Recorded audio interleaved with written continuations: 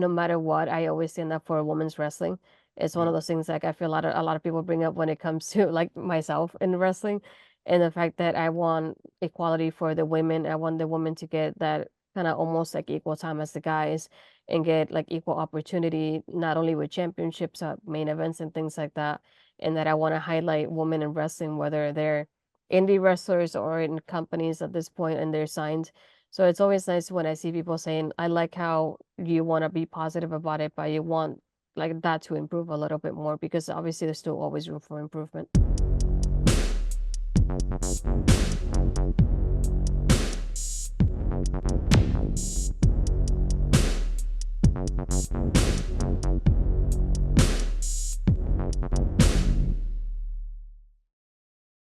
What's going on, guys? It's your boy, Tom Trash, and I'm back for another interview.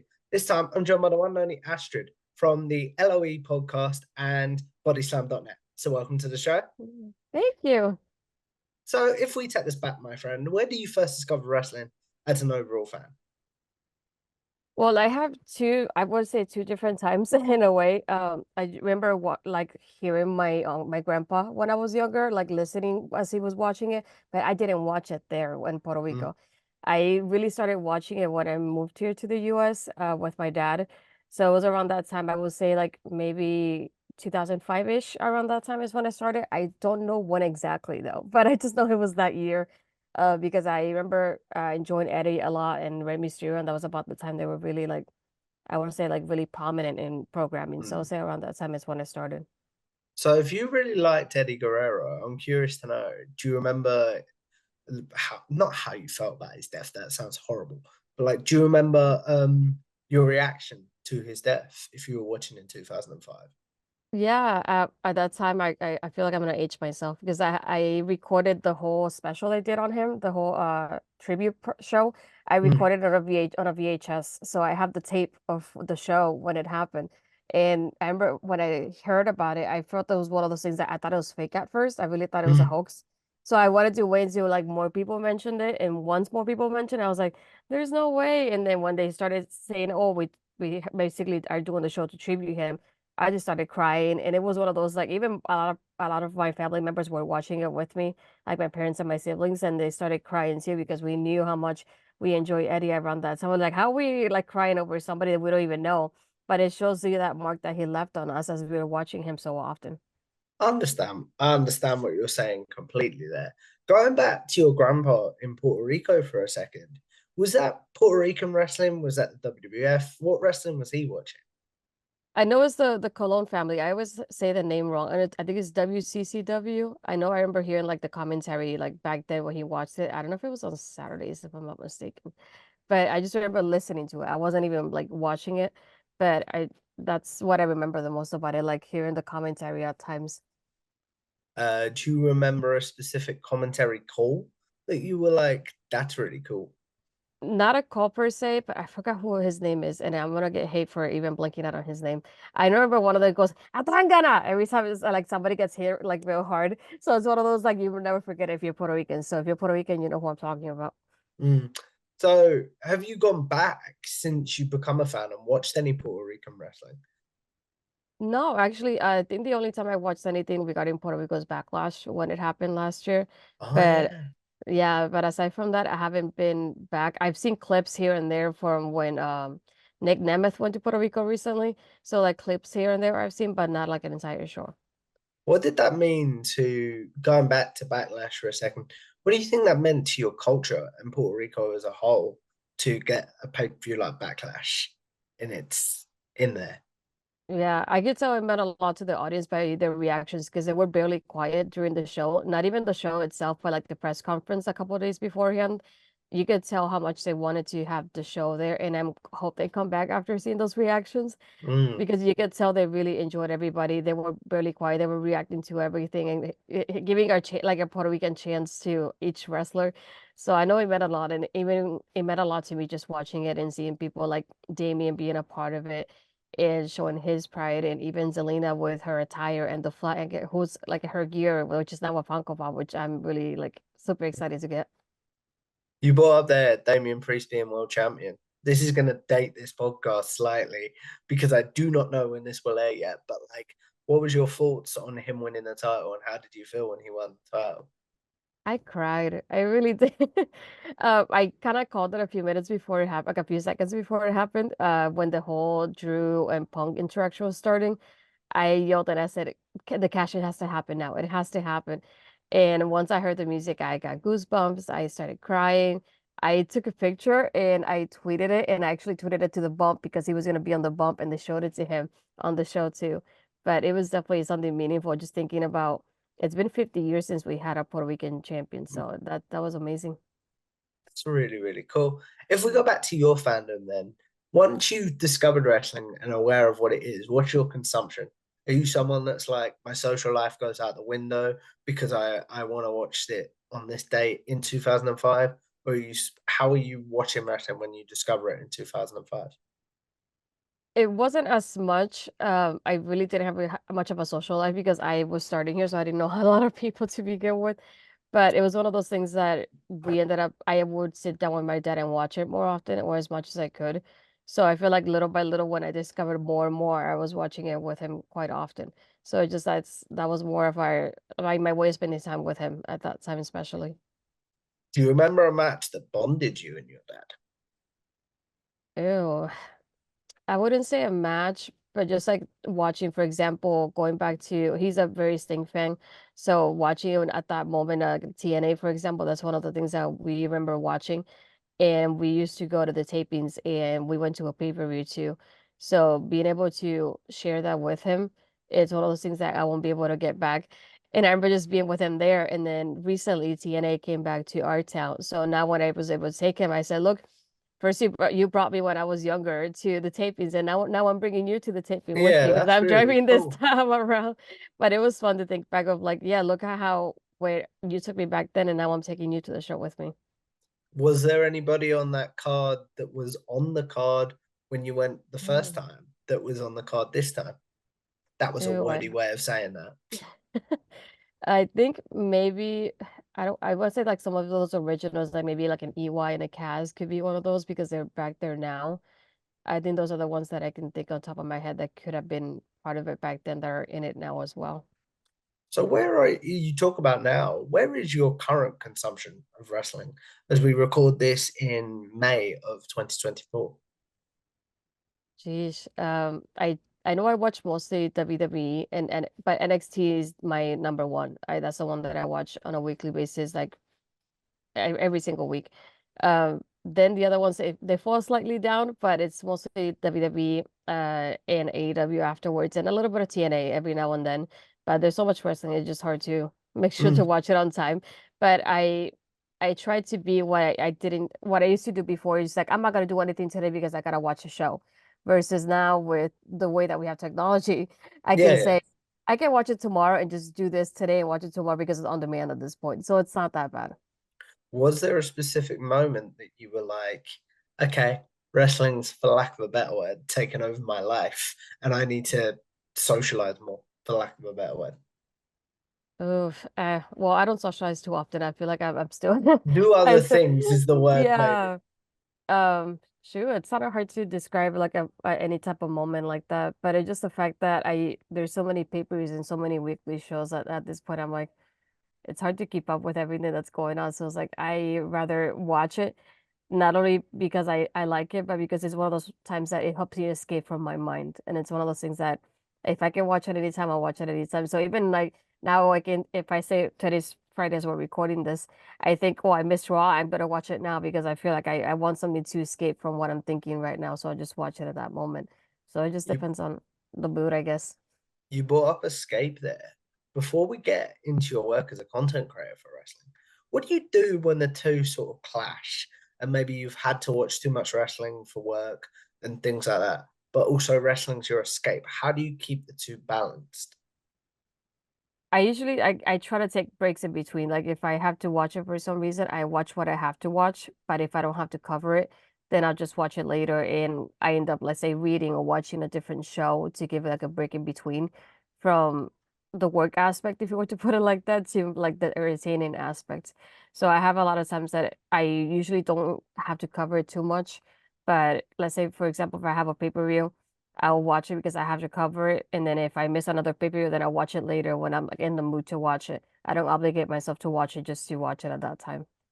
I understand what you're saying completely. So Mm. we've gone around the houses a little bit, but that's just how my interviews go. But how do you get into this crazy world that is wrestling content creation? Because we all have interesting stories, in my opinion. Mm. Well, I had wanted to do something like this for a while, but I didn't have like a good space to do it at the moment. And then once I figured out that I had the space, I wanted to look, but I didn't know where to start. I didn't know who to reach out to at that time because I didn't know anybody doing this. So I didn't know who to ask because like, how do I can get started? And at that time, I remember Love Wrestling CA had tweeted, "Oh, we're looking for people." So Mhm. I thought it was for writing because I have a writing major. So I thought, okay, I'll write about wrestling. That'll be pretty cool, like a good way to start. And then I figured out that I was actually signing up to do a show like on screen. And I went, shoot, this is something that I was not expecting. I was thinking between my accent and my voice and being a female in the wrestling community, I'm probably not gonna, I'm not gonna have people want to see me. That's what my first thought was. So I did my show, the first show. I was super nervous. I didn't think anything was gonna happen out of it. I thought it's gonna be over after this anyway. And then I liked getting the feedback from people after the show, even the day after, to the point of like, yeah, it's like we love what you did and we want to continue building you up and giving you that confidence for you to keep like giving your opinion without being scared about it. And that's how I really started. And then little by little, I just decided to do other things. Like I decided to do just interviews, like just the NXT post show that I was doing at the time. And then from there, I branched out to doing like pay-per-view post shows. And every now and then, I would just see if any friends want to do stuff with me. So I just, hey, I have a post show I want to do. Do you want to join me? And now I keep going, just covering different things. But that's how it started. And now I'm just doing a lot of interviews with Body Set with my series Astrid Ask. Mm. So you brought up there love wrestling, first of all, and things like that. And people maybe not wanting to, in your own words, thinking that people maybe don't want to see you. So what was that moment like where you realized, oh, I do have fans, for lack of a better word. And then why did you initially think that people didn't want to see you? You talked about your accent, but like you know what I mean when I say that, right? Yeah, it had moments that I was doubting myself at first, but it helped having people behind your back that will tell you, you use your voice. It's like we want female voices, we want to highlight them, and we want to grow them. So it really helped having those people that told me, no, you're fine, just speak your mind, don't be afraid of it. And it really helped me out. And when I told like, no, I'm afraid because of my accent, they would tell me, who cares? It just like just speak whatever you want to say, use your voice. Don't be afraid of saying what you want to say because nothing's gonna happen to you for disagreeing with somebody, for example, with a wrestling opinion. You know, you're bringing a different point to the table that maybe some of us won't be able to bring because we're guys, so we have a different backgrounds there too. So that really helped having those people encourage you and giving you advice. You talk about the people that encouraged you and gave you advice. Who were those people? Let's shout them out. Well, like my friends right now, like for example, my friend Ed, who does the NXT Pro Show with me, was one of those that always encouraged me to speak my mind and don't be afraid to even disagree with him on screen. So even if I do, we playfully talk about it on screen as we're doing our show. People like Bobby now, Bobby Bunsen, and my friend Mel, my friend Andre, they have been really prominent and like tell me to like speak up. And even in Body Sam, having a Cassidy and SP3 has been really that highlight of the fact that they tell me, don't be afraid, just write whatever you want to write, say, ask the questions that you want to ask, like, don't be afraid of doing that. So you talk about there's a lot to unpack there. But first of all, you talk about your post show with Ed Fries, I believe is his Yeah. name. I always feel Yeah. like I say his last name wrong, and I do apologize. He's No, no, actually a very no. good friend of mine. Uh, so what is the post show for people that may not know? And then were you two told, oh, you two are doing this post show together? Yeah, we do NXT post show on every Tuesday, and every time they have any other, I wouldn't say PLEs for them, that we cover those too. And we really started kind of randomly being paired up at that time. It was just one of those things like we're all three of us starting out, and all of a sudden there were some changes, and they just told us, Ed and Ashley, you're gonna cover NXT from now on. And we didn't know each other back then, so we just kept going and learning about each other, talking every day. So we built up that kind of relationship and that friendship that we got to know each other to the point that I even recently somebody asked if we are married because we had such a chemistry on screen that was different from what they Mm. had seen. But it's because of like the banter that we have with each other, so playful on screen, and that's how we are off screen as well. So it's something that it came from nothing because we didn't know each other to like now being friends and like kind of chatting almost every single day. And I think that's something that's very important too, not only on screen but off screen because it helps us when we're doing our shows together because we can kind of go back and forth with each other in a good, respectful way. You talk about there going back and forth with each other in a respectful way. It sounds like you two might have some different wrestling opinions sometimes. Yeah. So, what's the biggest differing wrestling opinion you two have ever had? Oh, I know there's sometimes like I may like somebody, like if we're talking about the show and like a certain match, there may be somebody that I say, oh, I like this person, and then he's like, no, or like we have that kind of back and forth. Because obviously he's gonna be a fan of some people, and I'm not gonna be a fan Mm. of them, and it happens. And I will tell him it's like, oh, I didn't like this, and then he'll say he'll like it. So it's nice to even when we disagree, it's not like in a bad kind of way. We always tell each other, it's like, oh, no, I didn't like it because of this. Or he'll tell me, no, I didn't like this person, but you like them. So it's that kind of thing. So we kind of make fun of each other for the stuff that we like as well. That's very, very cool. Yeah. So, you talked about SP3 and Cassidy Haynes there. Who, who was the one? How did you come to join the bodyslam.net team? Well, I first joined because I have been talking to my good friend Corey, who's another one that has been encouraging me on the writing Mm. aspect there Corey for a while. Brennan. No, Corey Michaels. Sorry, I Oh, forgot right, this right, course. right. Yeah, yeah. So Corey Michaels is the one that helped me out, and I told him I wanted to write about wrestling, but I didn't want to write something on a weekly basis because that was burning me out for a little bit there. So Mm. I wanted to write whenever I wanted to write, whenever I felt inspired. And he's told me, why don't you try to join Body Slam? It's like at least you don't have to do it on a weekly basis. It's not a monthly basis thing. It's like whenever you feel like writing, you'll write it. And I like that because it's not always that I want to sit down and write. I don't want to obligate myself to do it. But whenever I feel inspired, I want to be able to do it at that time. So he told me to reach out to Cassidy back then. So I reached out to him and he was like, yeah, I want you to do it. So that's how I started with the writing aspect. And then now when they kind of started relaunching the YouTube, I told them I wanted to do something there, but I didn't know what to do at that point. And I asked him, I was like, how do you feel about me bringing my series Astrid to the channel Mm. and uploading it there first and giving you basically the exclusive? And then I upload it to my own YouTube channel because my YouTube channel to me is like kind of like my resume for Yeah, anybody yeah. that will see what I do. So he's like, yeah, let's do that. So it worked out in the end because I get to do the interviews that I want to do. I get to do media with IB with the Rumble because of Body Sam and Cassidy giving me that opportunity. So it's helped me out grow in not only the writing aspect but on screen too. You talked about the Rumble. A good friend of ours, a mutual friend. Yeah, I know you posted this clip on social media. Ella J put you over the last time we had a conversation. So Yeah. how did that feel to do media for the Rumble and then have Ella by your side at that point? I'm glad I had her, and then this is why I always say like she's not only a friend but a good mentor in that aspect because when I knew when I before I had it, I reached out to her and I asked her what the process was like. And then she told me it's like once you get accepted, then we'll definitely discuss it more. So once they told me that I got accepted into it, we had a phone call and to the point that I could take notes on what she was telling me and the advice she was giving me based on her experience. So it really helped out because I felt like I was not going as blind as I thought I was gonna go. So it helped me really ease that like anxiety that I had beforehand. So yeah, watching the interview, I was watching it just to watch just to like support not only you but her as well. And then all of a sudden when I hear the question, I was like, oh, that's cool. And then all of a sudden I hear my name, I was like, wait, what? I had to rewind it to be sure I heard it correctly. But it was just nice to have somebody like Ella just, bring out my name out of nowhere and say, I like what she's doing and I like the opportunity she's getting and I want her to do more. So it's just nice whenever you see, especially when it comes out of nowhere because I wasn't expecting it. Mm. I also know that something Ella taught you was to shoot your shot, correct? Yeah. And I know recently you shot your shot and did a post show with a great lady that is Kate Elizabeth from Fightful. So how did that come about as well? Yeah, I like you said, I tweeted it because I was thinking it's like I want to shoot my shot. There's something that Ella has always told me. It's like reach out because you never know what happens.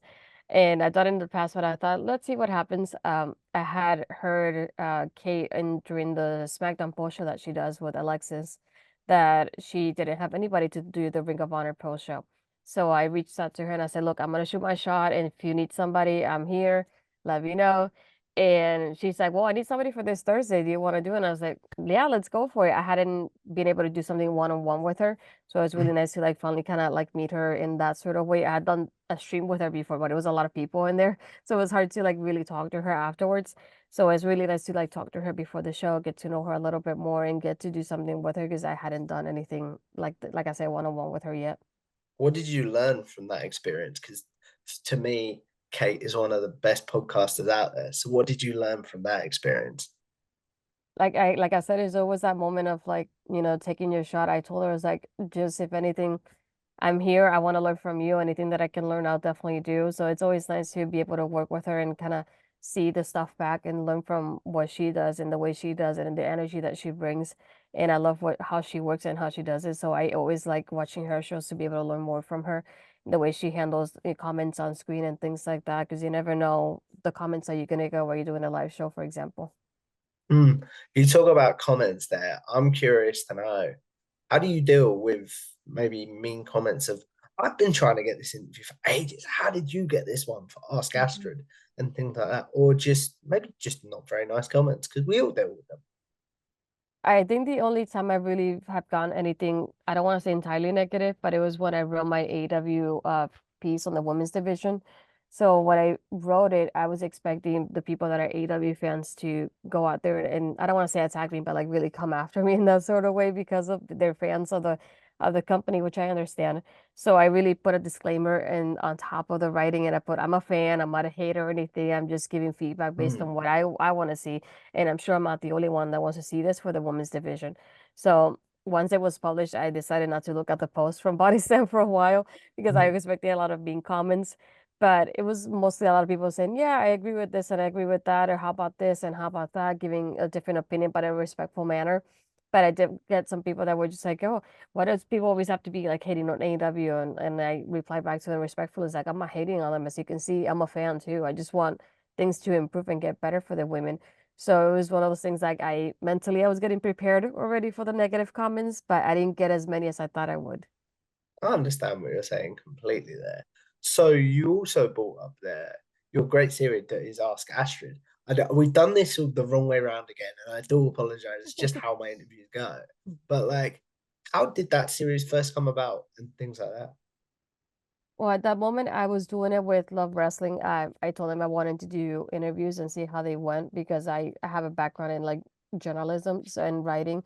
So that's Mm. something I wanted to pursue with wrestling and kind of use my major in a way. So it started like that sort of way. I didn't know what to name it. The good person, Josh Robinson, ended up giving the name. So Mm. that's how I should ask him about. I was asking in our chat for suggestions, and he's the one that helped me out with that. So it stuck afterwards and I really enjoy how it sounds. And it just started with Love Wrestling there, but little by little I wanted to, expand it a little bit more. So I decided to do it on my own Mm. for a bit. And then now it obviously, like I said earlier, it goes to Body Sam. So Body Sam gets the priority and then I upload it to my own channel. But it started with me like wanting to branch out and to write something different aside from doing the post shows. And like Mm. I said, just thinking of mixing my major and my background with wrestling there as well. So you talk about that as well, love wrestling and things like that. How did your departure from love wrestling come about and things like that?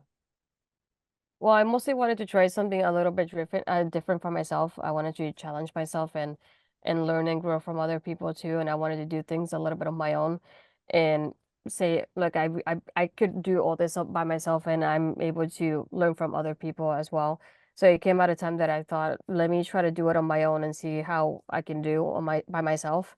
And it's not easy, but it sometimes it works out. So in that aspect, it did work out. I was able to not only do my own thing, but I was able to branch out and do other projects as well at that moment. So it really came at a time that I could just learn a little bit there. What is the one thing within wrestling media that you're like, I like doing this by myself? And then what is the one thing that you're like, yeah, you'll never see me do that on my own. I need help with that. Well, not help, but you know what I mean. Yeah, that one's tough. I'll say the things that I like doing by myself is definitely the interviews because before I reach out, I start doing research on them.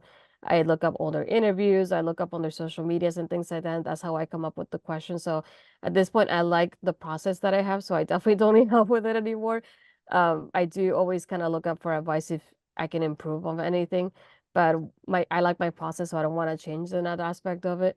I think that I would say I will kind of need help with this because I kind of tested myself by doing the Rumble Media Junket and coming up with questions like on the moment. It's really hard. So I Mm. definitely want to learn how I can do that a little bit faster and get longer interviews because it was my first time, so I was kind of being easy on myself because of that. But then now that I've done it before, I just want to be able to like do it faster next time. I understand what you're saying completely there. It sounds like you've got a lot of goals you want to accomplish within the wrestling media. So, what are some of your goals within wrestling media? Who are some great people you want to work with some more, and things like that? I definitely want to try get into not only AW but a WB press conference. Like I said, I've been able to do the media junket for the Rumble, but I didn't get to do the press conference, so that's something that's still on my list to do. Mm. Hopefully, sometime the next few years that'll happen. That's definitely something I would like to do. And not only that, but I want to do it if I do, like let's say a W pay-per-view, I want to do the whole weekend, like the whole thing of it. Whatever I can get to do that weekend, I would like to do any opportunity that I can. And not only WWE, but any kind of indie shows that I could pick up from there too and interview people. I would definitely love to do that.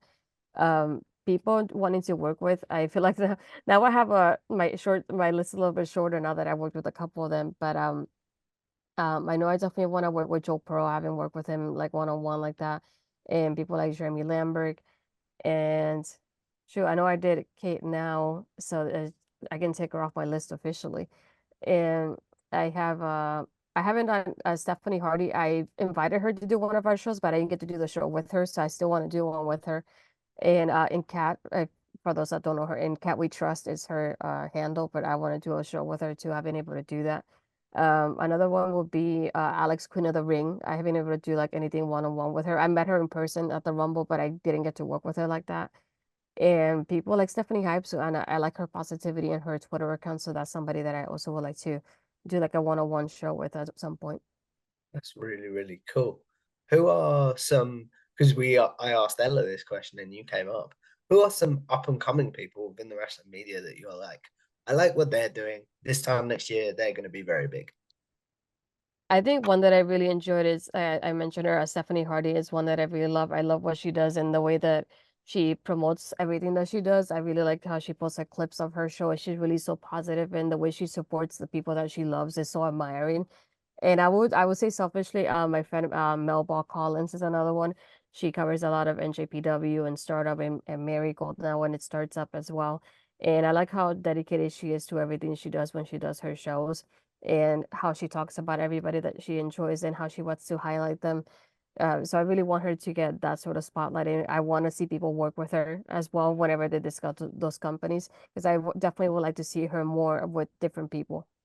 You talked about earlier on, you talked about the fact that you'll start the research process before you reach out to the people. So, what is your research process when it comes to getting guests? And how do you go about getting guests?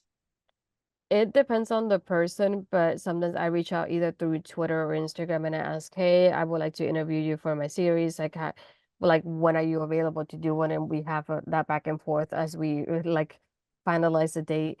And then before I do that, though, it's when I sit down and I go, "Let me start watching some of their interviews." So I go on either Spotify or YouTube and or even just like Googling their name and with the word interview just to see previous interviews that I could find about them. I mostly try YouTube first because I like watching them rather than just listening to Yeah. them.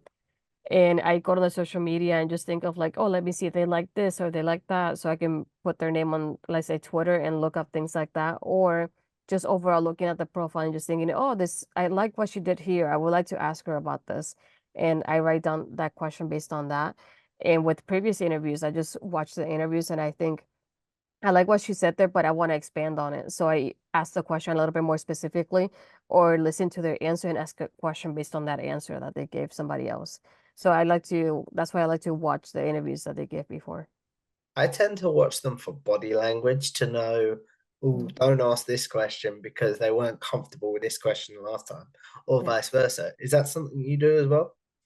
Yeah, I also like to watch it because not only the body language, but also thinking of like the energy of what the person will be like as well. I, I I feel like didn't think of everybody, that, but that's a very good point. yeah, just like I don't want to say it this way, but I feel like even though we do interviews, even though we have like a template, we also do it kind of differently at the same time.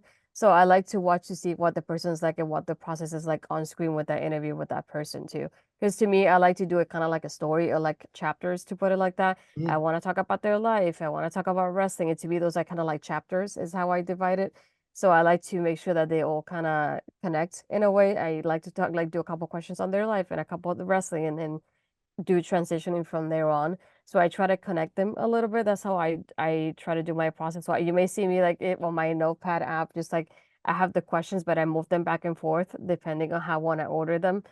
And that's how I continue on. And sometimes, depending on the answer, I may think of a question on that moment and I may ask that Mm. one rather than what I have and then scratch off the one I had. Or even think of like, oh, she already answered this question with a different, and she answered with a different question that I had. So I removed the question. So it just depends on how the interview goes as it's recording. What has been the biggest? Okay, I've got to adjust the question of do you remember a specific interview where you were like, I plan on asking this later, but we got to move it to here and vice versa. One of them was with, for example, I did Emily J recently, so I was asking about her nickname, and from there I had a question later on, but I moved it to higher up. Is if she wasn't the stunner, because that's her like her name right now. It's like if you were the stunner character, to put it like that, what other character did you have in mind aside from the stunner? So I was a question because I heard people asking her about the stunner, like how she came about it and what the stunner is like as a character, but I haven't heard people asking her what if she wasn't the stunner. So that's one of the questions that I thought about. And I had it a little bit down on my list, so I put it up just thinking of like, you're the stunner, what does that mean to you? And then how different would it have been if you weren't the stunner? So that's the kind of way I like to connect them. That's really, really cool. What do you do? Because I've had this before. What do you do on interviews where the guest just doesn't want to be there, but just isn't, you know, cooperating and like, Yeah. isn't in the mood, shall we say? Yeah, I feel like I definitely get that when you get that kind of energy, like you feel like they give you like short end questions and you're like, oh, okay, I guess we'll move on to the next one. Um, I just try to always like kind of take away what they answer and connect it back to me to like make them like feel more comfortable with me. So that I feel like you're not alone. You know, it's happened to me before in some sort of way. So there's times when I do that specifically because I'm like trying to get more out of them rather than what just they gave me. It doesn't happen all the time, but it happens sometimes. So that's usually what I like to do, just kind of bounce it back and forth between both of us and make it kind of like a conversation. You talked about making it a conversation there. How do you go about making transitioning it from just a question answer interview to we're just having a conversation? And how does that differ when maybe you're doing an in-person interview to one like this?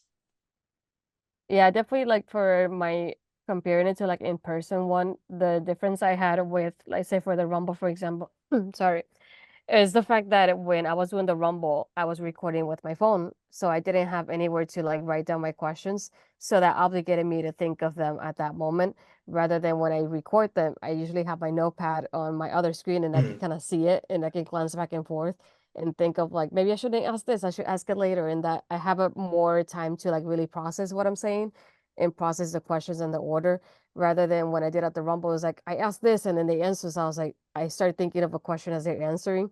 So it was a little bit hard in that aspect because you gotta think more on the fly versus when I do it at home, I can easily just go back and forth. In person or Zoom or virtual interviews, if you could pick one. I would say as much as I like the like in-person ones, I prefer the virtual ones. I definitely prefer like how comfortable we feel because they're in their space and I'm in my space, to put it Mm. like that. And like I said, just thinking of like preparing, I like to prepare my questions and I like having them there because when I get nervous, I blank out. I really do. Yeah, so It's do not I. even, yeah, it's not even just interviews, I it's just just go in like, the general. Yes, but it's not just interviews and in wrestling, just like something it happens to me whenever I get nervous, I blink out on whatever I'm doing at that moment. So I feel like I prefer the virtual ones because if I get nervous, I can just look at the side and know "Well, this is what I'm saying next." Versus if I'm nervous in person, I just feel like I just blank out and it's awkward at that moment. You're like, oh, do I just end it or what? You wouldn't know what to do, and it's harder to process it when you're in person. It feels more awkward in that sort of way. Versus here, I can go back and forth and I feel more prepared. Mm. What has been the most, as we look at wrapping this up soon, I'm actually curious to know, as someone that I think is a great interviewer, for anyone that wants to get into this space, what is your advice for them?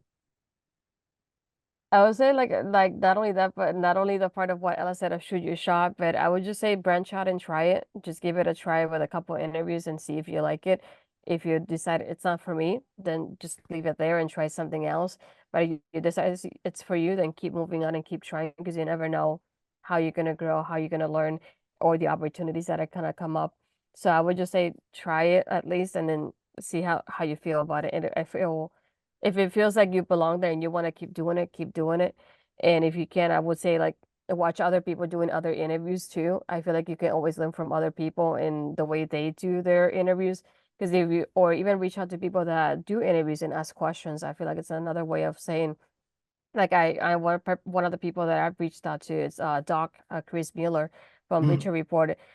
He's one person that I was like, hey, can I bother you for a moment? He's like, you never bothering me. So I got to ask him questions from his aspect because I know he does interviews in a different way because he does them from Bleacher Report. He's not independent to put it like that. So it's always a different process for everybody. So I got to ask questions to him and just say it's like, hey, how do you reach out to people? Is it better to do it this way, that way, and things like that. And even with people like Cassidy, that I know he doesn't do interviews, but I can just say, hey, what do you think about this? And I was like, should I reach out like via social media or what? Or he would tell me, oh, they're friends with me. I just tell them right now. I'm like, oh, okay, whatever it's easier for you. And but I can learn from that aspect with him too, even though he doesn't do interviews. But the part that I call him the boss man, the part that he's like in charge of everything. I feel like he knows a little bit more than I do. So not more than a little bit more, but he knows and he has more experience with those people. So he's like, yeah, I think it'll be better if you just email them, or better if you just try on Twitter. She's really active on Twitter. Try it on Instagram. She likes Instagram more. So I can ask those type of questions, and it's easy for me to learn from them like that. It's really, really cool. Speaking of learning, this is a self-indulgent question, but where can I improve? What did you enjoy about this conversation? Everything in between. I like that you cover so many topics, and I like that I do that too for me. Like you go from like live to like wrestling to like the content. So even like me, you kind of do it like in a ch kind of like chapters is what I like to call them. So you like divide them in that sort of way. So I say, yeah, I like the way you do it, and it feels like a casual conversation. It doesn't feel like it's an interview to put it like that. And it's always nice when you feel that way because you feel more comfortable with the person. Mm. So you talked about there it not feeling like an interview as well. How do you make it feel more conversational and things like that? And how do you, like I said, how do you make it more conversational? I was trying to think of another word, but I couldn't think of the word.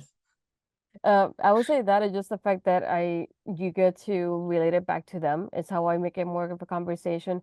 I happen, for example, with Jasmine and Laura because we are both Latinas in this wrestling community. So I was able to think back of we have similar backgrounds when it comes to being Hispanic. So it's something that I was able to like go back and forth with her and relate to her in the way she talked about her family and things like that. So I was able to tell her like I know how you feel and I know how the experience that you're going through. So that's how it feels more like something more casual rather than just an interview. Mm. So as we look wrapping this up, Astrid, because I do want to be respectful of your time, I have two questions for you before we do my sort of wrap up questions. If you stepped away from wrestling media and said that this just isn't for me anymore and things like that, would you view your career as a success? And then what would you want your legacy as a creator to be?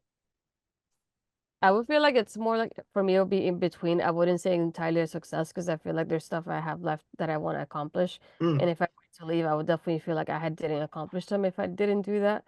But I would say the other half, it does feel kind of like it because I never thought I'll be able to do this. And to be able to do it for, I would say it's gonna be a couple months, it'll be 3 years pretty soon. mm, And to go from doing a post show to doing pay-per-views to doing interviews now and all the things that I'm doing now, it feels like a success because I've grown a lot and I've learned a lot from like my experience and from other people too. And thinking of when I told my parents, I was like, "Oh, I'm gonna get interviewed." They're like, "But why? Like, who the heck are you for me to interview you?" So it's like that type of thing that it just feels incredible that I can do stuff like this. I never thought I'll be able to. And to get the experience that I've been able to do, like being at the shows, like being at TNA as media, going to W as media, those kind of experiences that a lot of people don't get to do, but I've been able to do it. So I'm grateful for that. Um, and just like legacy, I just like if I were to leave and my legacy, it feels like it to me the part that no matter what, I always stand up for women's wrestling. It's one of Mm. those things like I feel a lot of people bring up when it comes to like myself in wrestling and the fact that I want equality for the women. I want the women to get that kind of almost like equal time as the guys and get like equal opportunity, not only with championships, main events and things like that. And that I want to highlight women in wrestling, whether they're indie wrestlers or in companies at this point and they're signed. So it's always nice when I see people saying, I like how you want to be positive about it, but you want like that to improve a little bit more because obviously there's still always room for improvement. That's really, really cool. As we look at wrapping this up, Astrid, we are going to do a segment that is a staple on this channel. It's called Generic Wrestling Questions. Those of you that have seen my interviews before will know it's where I'll ask Astrid that her favorite match, favorite pay-per-view, cards such as Double or Nothing 2019, favorite wrestler's entrance theme, favorite tag team, and favorite wrestler. Basically, the questions I assume Astrid might be asked on social media. So now they'll have a place to be like, I've answered this. Please go watch this. So, what's your favorite match of all time? Oh, it's kind of hard to say of all time, but one of my favorite matches is definitely Bailey and Sasha, the Iron Woman match from that takeover. Um, Respect. Yeah, I was there for that one. So I was Ooh, there live as it was happening. So it definitely means a lot to me being able to watch it there in person. And I feel like it meant a lot to women's wrestling. So I feel like it has more of like a double meaning to it for me. that's really, really cool. What about your favorite overall pay-per-view card? Ew. I feel like it's gonna come out biased, but definitely the backlash from last year. I definitely enjoyed that card. Mm, And I feel like the energy from the crowd made it, I feel like even better than what it was, to be honest. So that's why I enjoyed that one a lot. that's really, really cool. And then what about your favorite wrestler's entrance theme? I would say one of them is definitely Seth Rollins. He's definitely one of my top favorite ones. I would say not only the music, to put it like that, but the way he comes about in his entrances. Like no matter what persona he is, I feel like he always does great with his entrance. And even now when people are singing his theme song, it's just something that I really, really love to do. Even when I'm at home, I feel like I'm there when I hear it. That's really, really cool. What about your favorite tag team? Let's see, tag team. Oh, I feel like that's a tough one because I have people like the Usos that I've really enjoyed and even New Day. Dang, that feels really tough. But I guess I'll bring it back to the ladies here. I've enjoyed like Sasha and Bailey when the Buzz and Hug connection. I really like them as a tag team and it's nice to see the woman being part of tag team champions and it happened more than once. So that's really cool on that end too. That's really, really cool. Then finally, the biggest generic question, in my opinion, Astrid, who's your favorite overall wrestler of all time? Uh I feel like I have two answers. Can I cheat on that one? You Um can, because that will bring us to a very cool segment, if you don't mind.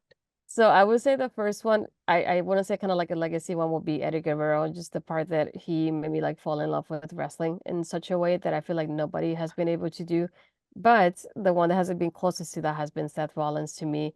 I feel like the way he is with every single persona that he's put up in his entrance, his gear. I like the way that he embodies his persona whenever he comes up on screen, no matter who he is. And I really enjoyed that about him. And I feel like I love how not only he wrestles, but the way he talks and his promos and all around, I feel like he's an overall like great wrestler. You gave me two answers there, which brings me to a nice small segment we do on this show when someone gives me two answers, which is we have a DeLorean, Astrid, which is, and you're able to book Eddie Guerrero versus Seth Rollins in their prime, any way you want, any stipulation you want, and you get to pick who goes over. Where's this match happening, and what's the plan? I would love to see it in Puerto Rico just because I selfishly being from there. I would like if I could get them in a ladder match. I feel like that would be cool, both of Mhm. them. But I would have Rollins go over because he's the younger guy that's gonna stick in the company versus probably thinking of like at the moment. Eddie's age. So I feel like definitely Rollins I would have put over there. That's really, really cool. And then as we wrap this up, Astrid, I want to say thank you for a great conversation. But the question I end this show on is I believe as content creators, people with YouTube and even social media, we're all sort of gonna live forever in a very, very weird way if you think about the word. So what is one piece of content you're like, I'd like to be remembered for that? Then what is one that you're like, yuck, please forget about that? You mean like any content creator wise? Anything you've made that you want to be remembered for, and Um, anything that you're like, yuck, please forget about oof. I feel like I want to remember more for like the interviews that I've done because I like to highlight people from different, like any women from different backgrounds, not only in that. the community but different backgrounds, like from personally. Uh, the yuck part, I don't know if I have anything that I want to say that I would like people not to see because I like to bring up anything positive that I can from everything I've done. So there, I don't feel like I have a negative experience from the stuff I've done. If anything, maybe my first interview, I feel bad for Kayla because I was so shy and I feel like I didn't know what I was doing back then. Mhm. So sometimes I want people to look at it, but I also appreciate and I'm grateful for her because she was the one that was like, "Yeah, I'll do the first interview. Let's go for it." And she was really encouraging. So I was like, I feel bad saying yuck to that one, but it also because it didn't feel like Ashford asked at that moment, like the background and the graphics and everything were not what I wanted them to be because at that time we couldn't do them on time. So it definitely feels weird to say yuck to that one, but it's my first interview, so it feels awkward too. Mhm. And then, is there anything you want to be remembered for? I know you talked about interviews, but is there a specific one you'd like to be remembered for? Hmm. I would say the one that Ed did with me for my wrestling media anniversary. He interviewed me for the show instead. Who The other did, way sorry? around. Ed, he interviewed me. All right, cool. Yeah. So he's like, well, I'd like to interview you for your wrestling media anniversary, and I was like, oh, that's a pretty cool idea. So it's the first time that I have somebody interview me like that, on my own series, to put it like that. Um, and I like how he answers the different questions all around from not only wrestling, from like my life and then my book stuff and everything. So we definitely touched up on different things, and it felt weird being able to do it live because I don't usually don't do live interviews. Mm, I feel like I've done maybe two, maybe three, if I'm not mistaken. So it's always kind of, it feels kind of weird to do them live instead of just recording them. So it definitely was a little bit nerve-wracking, to be honest. And I also, that was the one time he's like, he didn't give me the questions ahead of time.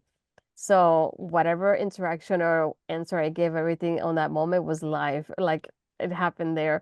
I didn't know anything beforehand. So that was always interesting because I was kind of scared. I didn't know what he was going to ask me. that's really, really cool. As we wrap this up, Astrid, obviously I want to say thank you for a great conversation, Thank but you. please promote yourself. Where can the good people find you, your work, etc.? Like I said, Tuesdays you can find me doing the NXT post show on our local establishment, so OLE podcast. We like to cover all the wrestling companies that we can, but I do a lot of their pay-per-view post shows as well. Aside from that, you can find me on the Body Sam YouTube channel with my previous interviews. Hopefully, more will be coming. Trying to reach out to more people to do the next one. And aside from that, you can also find me on my YouTube channel, which is like my name. I always point out the wrong part. Ashford Pizarro, the no middle name. And then you can find me on my Twitter, Blue Skies Astro Pizarro, and Instagram and Threads Astro Pizarro 20.